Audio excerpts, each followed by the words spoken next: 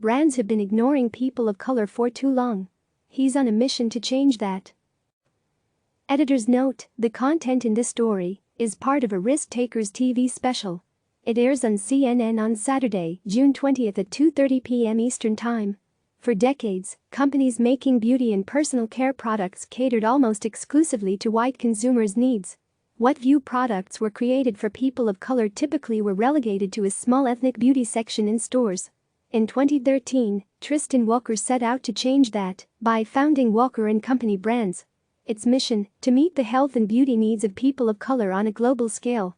Through his success, his company became a subsidiary of Procter Gamble in 2018. Walker has sought to educate investors and other consumer product makers about the opportunities to expand their businesses. They've been ignoring a huge market, he says, especially given projections that by 2045, non-Hispanic whites will no longer make up the majority of the U.S. population. We have an audience that has not been served in over 100 years as well as they deserve to be.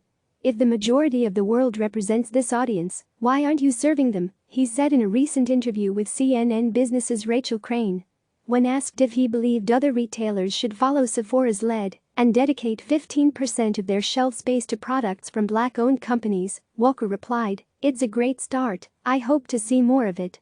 But he also encouraged brands to be bolder than that. Why only 15%?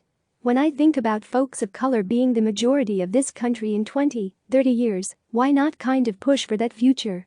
Can more than half of the store represent the need for this growing audience?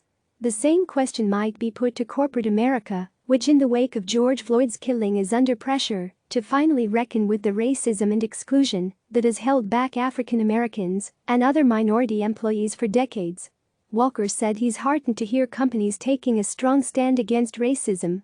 But to make real change going forward, he recommends they first acknowledge the trauma Black employees face daily in relation to justice and equity. Then take a hard look at what the company's stated values are and whether its decisions and actions are really in line with them. This isn't only about just donating to a few organizations, it's actually following up. Are you hiring folks who represent the audience that you're serving? Are you putting folks on your boards who represent the audience that you're serving? Click subscribe to receive the latest news.